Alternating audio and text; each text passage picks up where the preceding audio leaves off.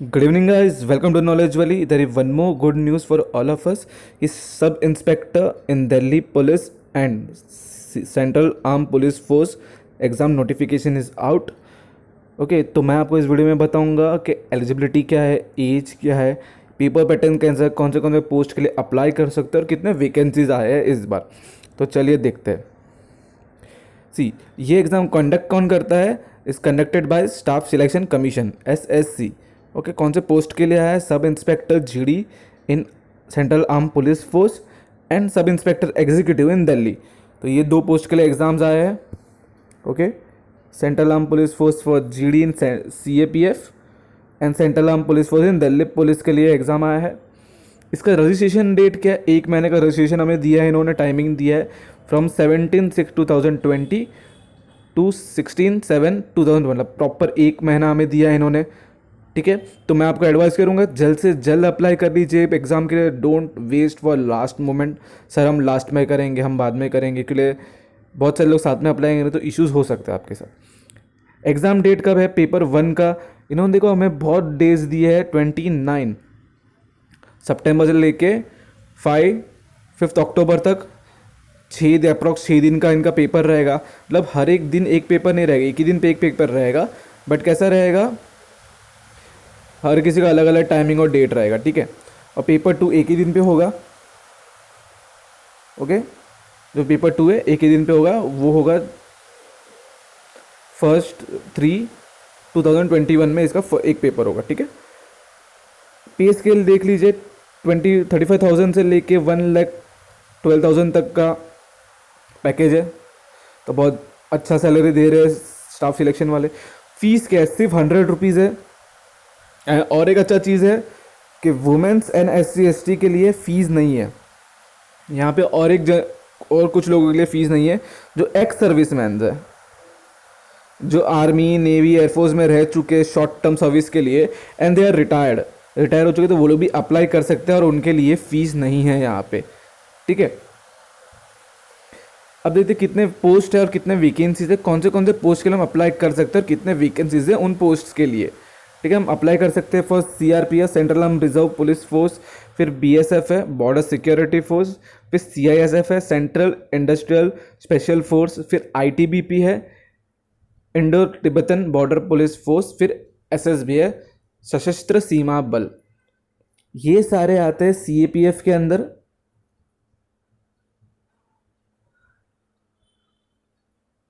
PF के अंदर आते हैं. ये दिल्ली पुलिस का अलग से है. ठीक है, हम इतने पोस्ट के लिए हम अप्लाई कर सकते हैं. Okay, just a second. Total vacancies हमारे पास कितने हैं? तो total vacancies for sub inspector in Delhi police for male है 91 एंड दिल्ली पुलिस में for females is 78. Okay, and total post है for male and female in CAPF is 1395. तो बहुत ज़्यादा पोस्ट दी है इस बार. अप्रॉक्स 1700 के आसपास पोस्ट है. ठीक है, candidates selected for appointment for post of sub inspector in CAPF are liable to serve anywhere in India. एक चीज़ याद रखना, आपको इंडिया में किधर भी सर्व करना पड़ेगा. एंड अच्छा चीज़ है, आपको इंडिया में सर्व कर रहे हैं, बॉर्डर्स पे हो सकता है, इंटीरियर हो सकता है, किधर भी हो सकता है, आपको सर्विस देना पड़ेगा वहाँ पे. एक और चीज़ है, ये SSC के हर नोटिफिकेशन में रहता है द वैकेंसीज आर टेंटेटिव. मतलब बढ़ भी सकती है वैकेंसी या फिर कम भी हो सकती है. ये उनका कंफर्मेशन नहीं है. फॉर एग्जांपल इन्होंने बोला हमें इस बार 1700 सीट्स दे रहे हैं, बट ये बढ़ भी सकती है या फिर कम भी हो सकती है, डिपेंड ऑन द कमीशन.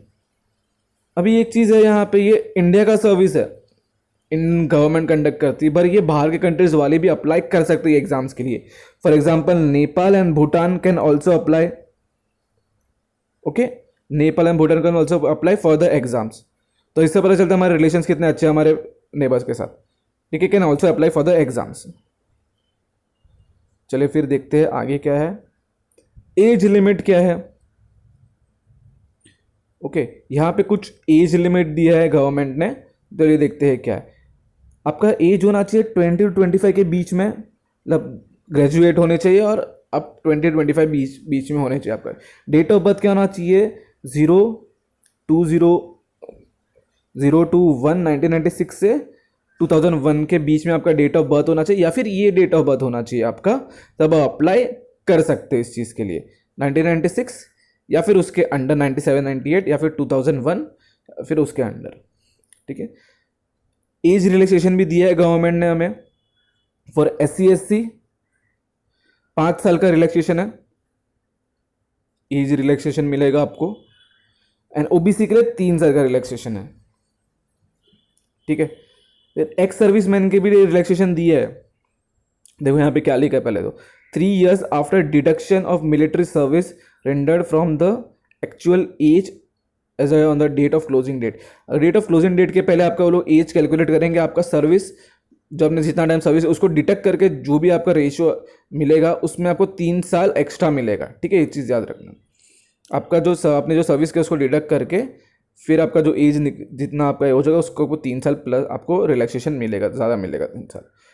एक और चीज़ यहाँ पे कौन अप्लाई कर सकता है एग्जाम्स के लिए, तो फिर कोई भी बैचलर डिग्री होना चाहिए विद अ रिकग्नाइज यूनिवर्सिटी, या फिर आपने अपना और इक्विवेलेंट। फॉर एग्जांपल आपने लास्ट सेम दे दिया एग्जाम का, ठीक है, लास्ट सेमेस्टर दे दिया है और आप रिजल्ट्स का वेट कर रहे हो तो भी आप एग्जाम दे सकते हो। ओके, हाउ टू अप्लाई, मैंने यहाँ पे वेबसाइट दे दी है आपको, इसको इस पे जाके आपको अप्लाई करना है। नॉर्मल रहेगा आपका एप्लीकेशन में, डेट, आपका नाम रहेगा, आपका एड्रेस रहेगा, आधार कार्ड मांगेंगे या फिर पैन कार्ड का डिटेल मांगेंगे, ठीक है। आपका हाइट, वेट, बॉडी सब, चेस्ट नंबर, आपका चेस्ट कितना है वो सब मांगेंगे वो लोग, ठीक है। तो वो आप एक बार देख लेना क्या है कैसा है। अभी मैं आता हूँ तो सिलेक्शन प्रोसेस कैसे होता है पहले तो, फिर मैं आपको बताऊंगा पेपर पैटर्न, ओके, फिर मैं बताऊंगा आपको थोड़ा बहुत आइडिया दे दूंगा फिजिकल चीज़ के बारे में, ठीक है। तो यहाँ पे फिजिकल स्ट्रेंथ होना बहुत इंपॉर्टेंट है सब इंस्पेक्टर के लिए। तो एग्ज़ाम कैसे होता है, पेपर 1 होगा, ओके, फिर फिजिकल टेस्ट होगा, फिर पेपर 2 और फिर लास्ट में मेडिकल होगा, ओके। तो पेपर 1 में जो भी क्वालिफाई करेंगे, ठीक है, जो भी कट ऑफ आएगा उसके बाद जो क्वालिफाई जो आएगा, जो क्वालिफाई होंगे सेकंड पोस्ट इसके लिए, तो उनका फिजिकल होगा। एक चीज़ आना, तो वो लोग फिजिकल में चेक करते हैं आपको कितने फिट हो, रेस आपको भगाएंगे 101.6 किलोमीटर के आसपास, उनमें टाइमिंग रहता है उनका, ठीक है। वुमेंस के लिए अलग रहता है, मेंस के लिए रहता है, हाई जंप है, लॉन्ग जंप है, रोप क्लाइंबिंग है, और बहुत सारे फिजिकल एक्टिविटीज़ वो कराएंगे आपको, जो डिस्कस थ्रो है, बहुत सारी चीज़ें वो लोग फिजिकल में करवाते हैं। फिर अगर आप उसमें क्वालिफाई हो तो आप पेपर 2 दोगे, ओके। फिर वो लोग पेपर 1 एंड प्लस पेपर 2 के मार्क्स को टैली करेंगे वो लोग, और जो भी उनका कट ऑफ आएगा उस बेसिस पे आपको मेडिकल के बुलाया जाएगा।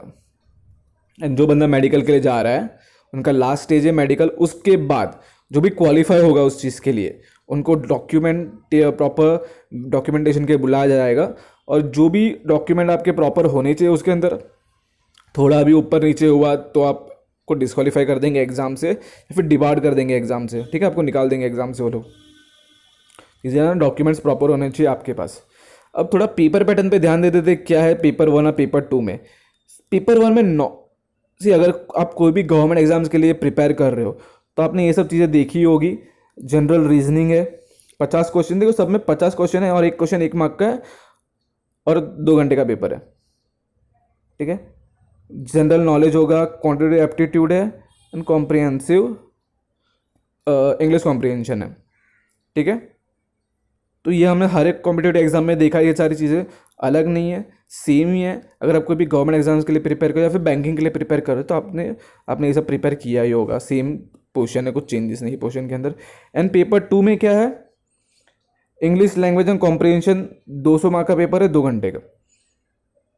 तो हमने स्कूल में जो किया था कॉम्प्रिहेंशन इंग्लिश लैंग्वेज 10 के आसपास का ही रहेगा, उससे ज़्यादा नहीं रहेगा। तो हमें एक चीज़ याद रखना, हम इस सब में क्वालिफाई करना है तभी आप पोस्ट आपको मिलेगी, ठीक है। और फिजिकल में थोड़ा ध्यान दीजिएगा जो भी प्रिपेयर कर रहा है उनके लिए। तो मैं आपको थोड़ा फिजिकल के बारे में बता देता हूँ। बट उसके पहले जो भी एनसीसी वाले, एनसीसी वाले, ठीक है, उनको यहाँ पे थोड़ा बेनिफिट दिया है गवर्नमेंट ने उनके सर्टिफिकेट के अकॉर्डिंग। उनको बोनस मार्क्स है, just a second, okay, NCC वालों को बोनस है यहाँ पे उनके सर्टिफिकेट के अकॉर्डिंग। अगर आपको ए सर्टिफिकेट है तो फिर आपको कुछ 4 मार्क्स का ग्रेस मिलेगा, बी है तो फिर कुछ 6 मार्क्स का ग्रेस है, और सी सर्टिफिकेट है वो 10 मार्क्स का ग्रेस मिलेगा पेपर 1 एंड पेपर 2 दोनों में, ठीक है। और वही ग्रेस मार्क को काउंट करके आपको क्वालिफाई करेंगे वो लोग, ठीक है। एंड फिजिकल बहुत इंपॉर्टेंट। और एक चीज़, अगर आप दिल्ली पुलिस के लिए क्वालिफाई होते हो तो आपके पास लाइसेंस होना बहुत इंपॉर्टेंट है, वैलिड लाइसेंस, ड्राइविंग लाइसेंस। अगर आप आपके पास वो नहीं है कोई बात नहीं, बट आप बाकी एग्जाम्स के CAPF के लिए क्वालिफाई होते हो, बट दिल्ली पुलिस के लिए ड्राइविंग लाइसेंस होना बहुत जरूरी है, वो भी वैलिड ड्राइविंग लाइसेंस, ठीक है। अभी मैं आपको लास्ट में थोड़ा सा फिजिकल स्टैंडर्ड के बारे में बता देता हूँ क्या क्या चाहिए। मेल्स के लिए चाहिए हाइट होना चाहिए उनका 170 के ऊपर या फिर 170, उनका चेस्ट, नॉर्मल चेस्ट 80 सेंटीमीटर का होना चाहिए, हम जब ब्रीज अंदर एक्सपांड 85 होना चाहिए, ओके। अभी यहाँ पे जो हिली एरियाज़ के बारे में बताया गया है, जो भी हिली एरियाज़ में उनका हाइट 165 या फिर उसके ऊपर, ओके, 171 वैसे होना चाहिए, उसके नीचे नहीं होना चाहिए। उनका चेस्ट सेम ही है 80-85, ठीक है। नॉर्मल बॉयज़ का 80-70 के और 80-85 के रेंज में ही होता है। अगर आप जिम विम जाते तो आपका 110 के आसपास भी जा सकता है। फिर all candidates belong to scheduled tribes, तो उनका हाइट 162.5 एंड चेस्ट नॉर्मल 77, और हम ब्रीथ अंदर लेंगे तो 82।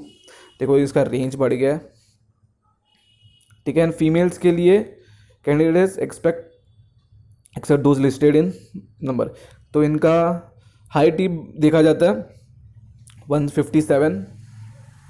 और जो हिली एरियाज़ में रहते हैं, जो ट्राइबल एरियाज़ है, जो हिली एरियाज़ में वो लोग जो रहते हैं उनका 155 होना चाहिए एंड बिलोंग्स टू SC 154। देखो नीचे लास्ट में weight corresponding to the height for all post, आपका वेट करस्पॉन्ड होना चाहिए आपके हाइट के साथ, ठीक है। ज़्यादा नहीं होना चाहिए ना बहुत कम भी होना चाहिए, ठीक है। तो एक चीज़ वो रेशो उन्होंने दिया है नोटिफिकेशन में, तो प्लीज़ चेक कर लेना वो अपने हिसाब से, ओके। अगर आपको कोई भी डाउट है, कोई भी क्वेरीज है इस चीज़ को लेके, फॉर्म कैसे फिल करना है, कुछ समझ में नहीं आ रहा है, ठीक है, तो आप कमेंट सेक्शन में बता दीजिए। We are here to help you at any time, okay. चलिए मिलते हैं। जय हिंद।